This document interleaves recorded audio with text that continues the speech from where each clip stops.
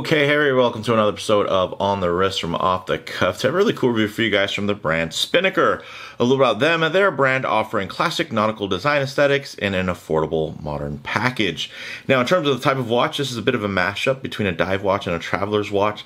Some key characteristics and design language for each. Of course, you're going to find water resistance to some type of screw down crown. You want something that's tough, legible with a dive time bezel, and a diver's extension is always nice if on bracelet. And then on the traveler's watch side, a GMT or world timer functionality is always nice, so you're able to track multiple time zones with relative ease.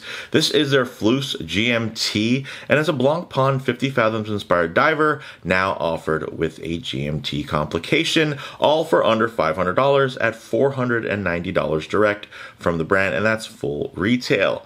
I have actually reviewed this model in the past in the standard dive form, but of course, thanks to the affordability of that NH34 collar style GMT, we're starting to see more and more GMT complications work their way in, and I have to say I'm really digging this colorway in terms of just the fun summer vibe that it's giving, which I think fits the theme, of course, of a traveler's watch and a dive watch pretty darn well. So with all that said, let's go ahead, zoom the camera out, get this piece in hand, and take a closer look. Okay guys, so as you can see, pretty straightforward in terms of its design aesthetic. Definitely draws on a lot of that vintage retro styling that we're used to seeing, and I do like the color palette that they did use with the different shades and tones of blue, of course with some warm ivories, nice pop of yellow, some red. I don't know, I feel like although it is quite dynamic, I think it all flows together thematically really well, which I can absolutely appreciate. Now getting into the specifications here, 43 millimeters in terms of the width, so not by any means a small watch, but I think it definitely fills more the space of a full-sized diver versus something like a mid-size or an oversized or extra large. I think that wears the 43 millimeters of its diameter really well. Now in terms of the thickness, 12.8, also not the thinnest, but far from the thickest, especially within kind of that dive or GMT category. But you can also notice it does have some nice little details. Check that out. Actually, let me give it a quick little wipe here off camera so you guys can just get a better look at some of these little fine finishes that they've added here and there. Check this out. Very, very nice. Very clean and crisp transition between that satinized brushing and of course that nice high polished bevel. And you can also notice very, very fine in terms of the knurling and whatnot on that bezel. So very, very cool. Lug to lug is actually a 51. Now that's where I would say if you do have a smaller wrist, you might want to make sure that you are, you know, maybe trying this one out first before purchasing, or just, you know, if you're okay with 51 millimeters, I'd say probably 50 is what a lot of people kind of try to stick by if they do have a smaller wrist. I have a larger wrist, so, you know, I don't have to worry about this as much. But again, just to give you guys a warning, if you do have a smaller wrist, I mean, if you have a smaller wrist, you're probably not out hunting for the 43 millimeter diver or GMT, but I thought it would be worth mentioning. Now, in terms of this crystal, it's actually a really nice sapphire. With it's actually flat on top with a slightly boxed edge there, as you guys can see. Very nicely executed, guys. And then one thing you'll also see is probably that it isn't super reflective, and that's because it does have a nice AR coating underneath there. So very, very cool. And then the bezel itself is nice and 3D and has a nice little kind of bubble dome to it as well. I believe it's a domed acrylic insert, and it does offer some extra illumination thanks to that clear finish. Now getting into the crown, it is screw down and signed, as you guys can see very nicely. nicely there. And the bezel itself, what I forgot to mention, it's actually a 72 click bi-directional rotating bezel. So 72 clicks, of course, 48. So you're breaking that down, 24, 48, 72. So you do have some nice click points. I will say, because of the lower profile and the slender nature of the actual bezel grip itself, it's not the easiest bezel to turn, but thankfully, since this is going to be a GMT watch, you're not going to be needing to turn it too much, or too often. It's really going to be just so that you can monitor that other time zone. So very, very nice. The bezel action itself, bi-directional, so that's the way it's supposed to be for this type of bezel. But for the most part, I will say that it's not the easiest to turn. It's not that it's hard to turn, it's just more harder to get a grip of because of that lower profile, which again is also what keeps it nice and low profile in terms of when you're not turning the bezel. So there's a bit of a trade-off there to where, let me just get my fingerprints wiped up here.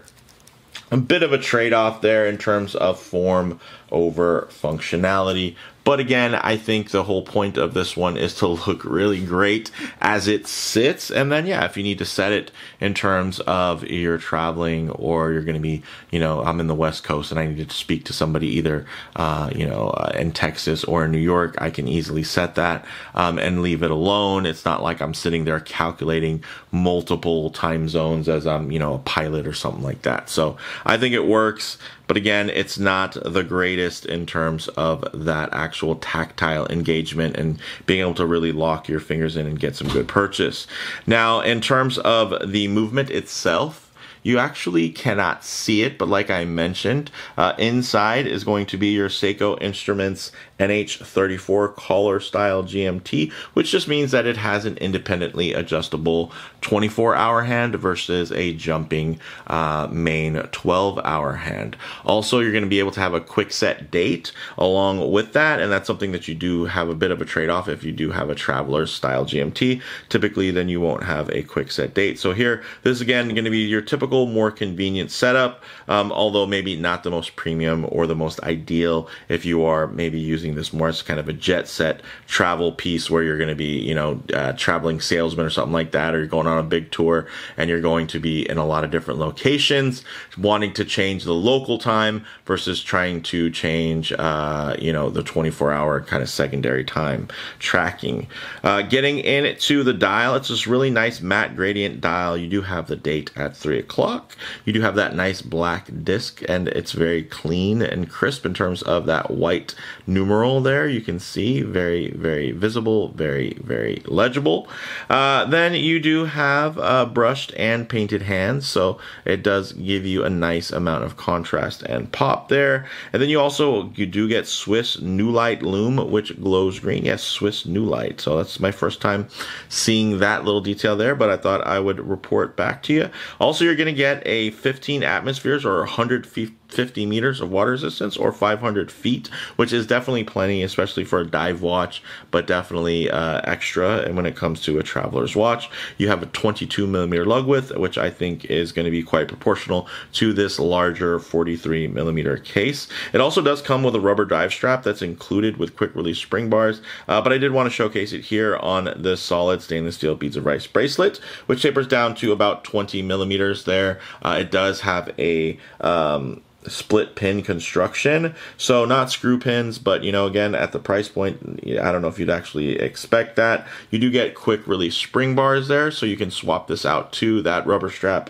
very, very easily. And then you do have a nice semi-milled, so you have the milled folding section, but then the rest is going to be stamped clasp here, which is nice. You're getting push button, you're also getting the lock, you're also getting, of course, that pressed diver's extension, and then of course 3 positions of manual micro adjust. So with all that said, let's actually get this piece on the wrist and see how it wears. Okay guys, as you can see on my 7.5-inch wrist, I think it actually sits pretty nice. Again, it's not really overpowering or teetering on oversized. And although I do have a slightly larger than average 7.5-inch wrist, you can see it's also quite tall and round. So it's not like I have this wide, flat, accommodating wrist. Honestly, some of you with smaller, maybe 7-inch wrists might actually have a wider wrist from the top down approach, just because mine is, yeah, again, it's a little rounder in my old age.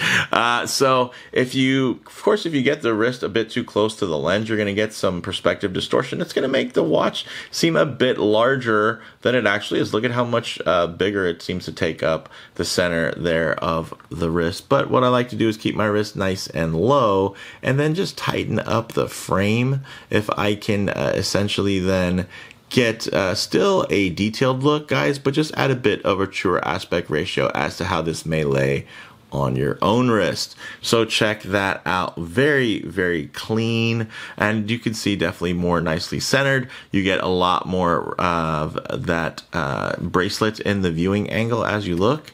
You can see it's very, very flat, and that's one of the things when it comes to a wider watch. You do get that advantage of the profile appearing much thinner, and I can say that look at how clean that is.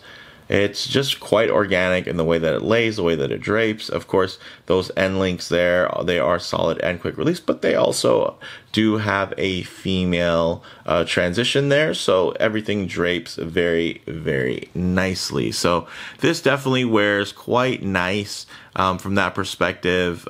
Very, very flat, very thin, especially for a watch of this size, again, which is where I think it really, it really impresses in terms of just the visual, the design aesthetic. Could it be a little bit smaller, more dialed in? Could it be a little thinner? Of course. Could you put a more expensive movement in it? Absolutely.